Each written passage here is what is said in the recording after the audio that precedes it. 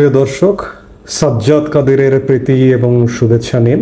এই মুহূর্তে আপনাদের সামনে কথা বলতে এসেছি দেশের ব্যবসা লাটে উঠিয়ে ডক্টর ইউনূসের ব্যবসায়িক সাম্রাজ্যের বিস্তার, এই প্রসঙ্গটি নিয়ে কথা বলব। আপনারা ইতিমধ্যেই জানেন যে গত 9 মাসে বাংলাদেশের ব্যবসা কোথায় নেমে গেছে। এই মুহূর্তে বহু ব্যবসায়ী, বহু শীর্ষ ব্যবসায়ী জেলখানায় বন্দী। এই মুহূর্তে বহু ব্যবসায়ী দেশত্যাগী। এর অর্থ এই নয় যে ব্যবসায়ী যদি অপরাধী হয় শুধুমাত্র ব্যবসায়ী হবার কারণে তাকে ছাড় দিতে হবে, সেটি বলছি না। যদি অপরাধী হয় তার অপরাধের শাস্তি নিশ্চিত করুন। কিন্তু একজন ব্যবসায়ী অপরাধী বা একটি কোম্পানির এমডি বা চেয়ারম্যান, তাকে আপনি অ্যারেস্ট করেছেন, তাকে বিচারের আওতায় এনেছেন, এই একটি মানুষের জন্য পুরো ব্যবসা গ্রুপকে হুমকির মুখে ফেলানো কেন? সেটি হচ্ছে, আমরা ইতিমধ্যেও দেখেছি যে বেক্সিমকো গ্রুপ, সালমান এফ রহমান তিনি জেলবন্দি আছেন, কিন্তু বেক্সিমকো গ্রুপ ইতিমধ্যে বন্ধ হবার জোগাড়। গাজী গ্রুপ, তিনিও জেলে আছেন, গোলাম দস্তগীর গাজী, কিন্তু তার ব্যবসা প্রতিষ্ঠানও ধ্বংসের দ্বার প্রান্তে।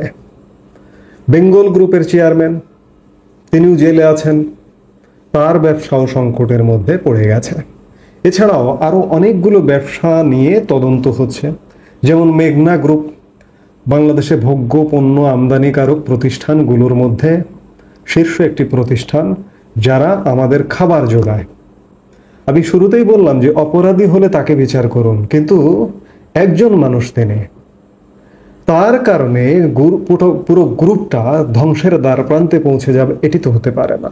কারণ এই পুরো এক একটি ব্যবসায়ী গ্রুপকে কেন্দ্র করে হাজার হাজার মানুষের কর্মসংস্থান এবং হাজার হাজার পরিবার এই প্রতিষ্ঠানগুলোর সাথে জড়িত। আপনারা বৈশ্বিকভাবে দেখছেন বা দেখেন নিশ্চয়ই যে প্রতিষ্ঠানের মূল কর্ণধার মৃত্যু কিংবা যদি না থাকেন, পৃথিবীতেই যদি না থাকেন, তাহলে সেই প্রতিষ্ঠান কি বন্ধ হয়ে গেছে? আজকে ভারতের জামশেদজি টাটা শিল্প গোষ্ঠীকে বন্ধ হয়ে গেছে। টাটা যে পৃথিবীতে নেই, তিনি যে বেঁচে নেই, টাটা শিল্প গোষ্ঠীকে চলছে না, শুধু দোর্দণ্ড প্রতাপে চলছে। কিন্তু বাংলাদেশে আমরা সেই পরিবেশ কেন তৈরি করতে পারছি না, এটি বড় প্রশ্ন। এই মুহূর্তেও আপনারা খেয়াল করলে দেখবেন যে অনেকগুলো ব্যবসায়ী গ্রুপ, বড় বড় গ্রুপ, দুদক, এনবিআর বা এই ধরনের আর্থিক প্রতিষ্ঠানের তদন্তের আওতায় এসে গেছে। S Alam group, Beximco group, Nabil group, Samir group, Orion group, Gemcon group, NASA group, Bashundhara group, Sikdar group, Aramit group, আমি মেঘনা গ্রুপের কথা বললাম। এমন অসংখ্য শিল্প প্রতিষ্ঠান, যে শিল্প প্রতিষ্ঠানগুলোর সাথে হাজার হাজার কর্মী, লক্ষ লক্ষ পরিবার জড়িত। কিন্তু এই যে মালিকদের অনিয়ম অব্যবস্থাপনার কারণে যদি এই প্রতিষ্ঠানগুলো ধ্বংস হয়ে যায়, তাহলে বাংলাদেশ ধ্বংস হবে, বাংলাদেশের অর্থনীতি ধ্বংস হবে, এমনকি বাংলাদেশের ভোগ্য পণ্যের সাপ্লাই চেইন ধ্বংস হতে পারে।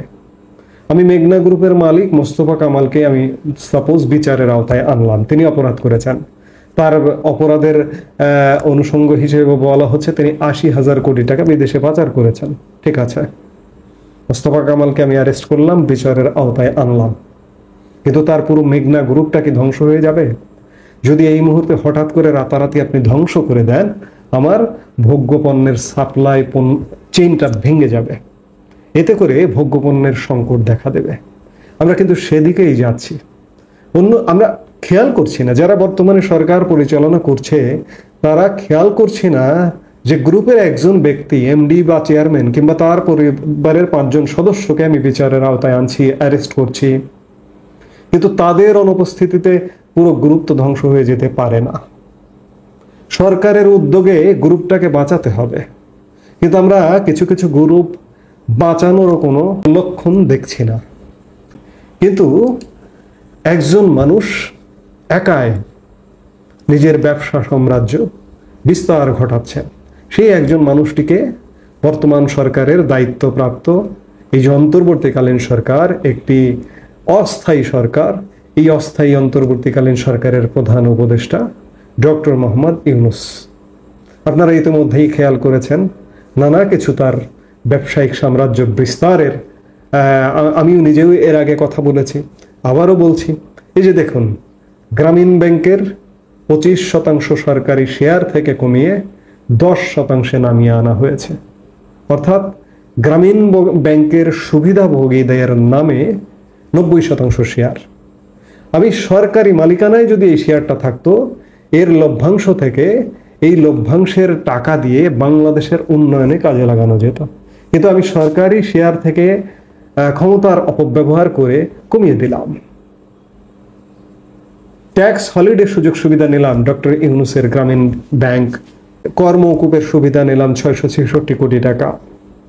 নতুন নতুন ব্যবসায়িক সাম্রাজ্য বিস্তার লাভ করছি, যেমন ডক্টর ইউনূসের স্টারলিংক ব্যবসার নতুন এক সাম্রাজ্যের যাত্রা শুরু হতে যাচ্ছে।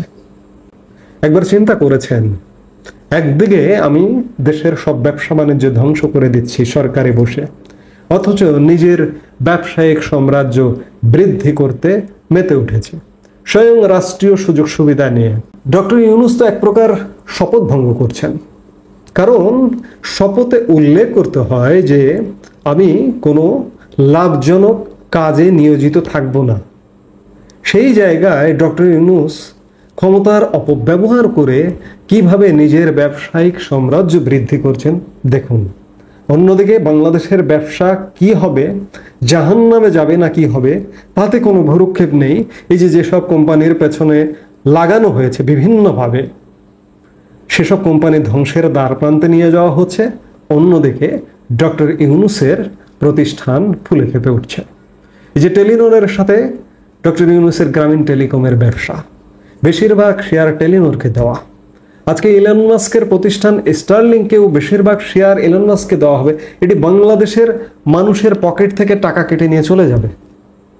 এবং শুধু তাই নয়, আরেকটি খুব উদ্বেগের বিষয় যে স্টারলিংক বাংলাদেশে কিন্তু 2023 সালে প্রাথমিক পরীক্ষা নিরীক্ষা চালিয়েছে, বিগত আওয়ামী লীগ সরকারের আমলে।